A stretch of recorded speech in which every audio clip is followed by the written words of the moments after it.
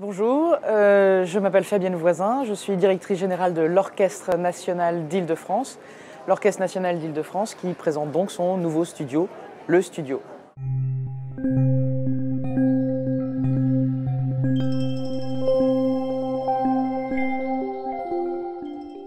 Comment a été négociée l'élaboration du studio? C'est une grande aventure qui a commencé il y a 2 ans. Le premier volet était un constat qu'en Île-de-France, l'Île-de-France était la terre du cinéma où se tournait la majorité des films. Par contre, la majorité des bandes-son sont enregistrées à l'extérieur de la France.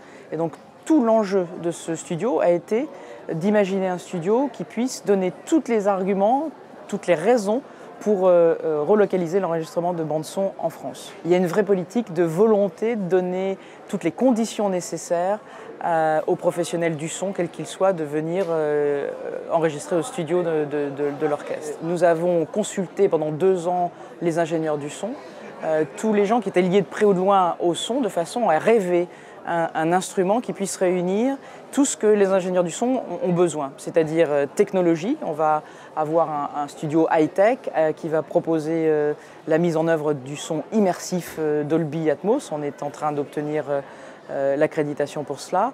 Et puis 2 stations, Pro Tools et Pyramix, donc qui vont à la fois bénéficier à la musique pour le symphonique par exemple, et de la musique à l'image. La deuxième facette absolument unique que va présenter ce studio, c'est qu'il a 2 salles qui sont reliées au studio. De ce fait, par exemple, quand vous voulez enregistrer un orchestre avec un band jazz dans la même bande son, vous pourrez enregistrer pour une clarté de prise de son le band jazz dans une salle et l'orchestre dans une autre salle, ou un soliste avec un autre soliste séparément pour avoir une netteté, une clarté de prise de son. Alors ce studio, et on invite évidemment tous les lecteurs d'Écran Total à venir assister à l'inauguration, sera inauguré le 2 octobre. Vous pourrez visiter les locaux puisqu'on est encore en travaux et on essaye en ce moment le studio, c'est-à-dire qu'il y a des crash tests qui sont faits pour voir quelles sont les choses qui sont à modifier de façon à ce que le 2 octobre, tout soit absolument parfait. Ce qu'on est venu faire au Festival de Cannes, c'est d'abord annoncer cette naissance du 2 octobre, convier les professionnels, le faire savoir puisque d'ici là nous organisons des visites de façon à ce que les professionnels continuent de contribuer. Il est important de dire à quel point tout a été conçu avec les professionnels et pour les professionnels. Nous sommes très heureux d'annoncer à Cannes.